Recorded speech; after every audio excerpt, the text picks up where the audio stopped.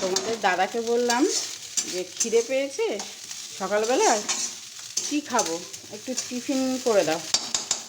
তো এই দেখো এখানে ভাত ভেজে দিচ্ছে, বলছে ভাত ভাজা খাও। ফ্রিজে বাসি ভাত ছিল, সেই ভাত ভেজে দিচ্ছে।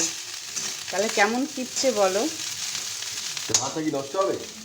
দেখেছো, বলছে ভাতটা কি নষ্ট হবে। দেখো চালের দাম কেমন কিপছে বল।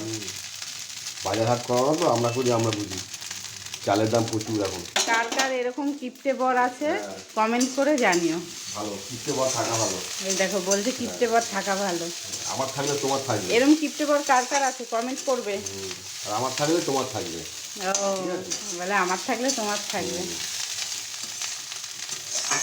হ্যাঁ, ভাত ভাজাটা ভালোই হবে, ডিম টিম দিয়েছে।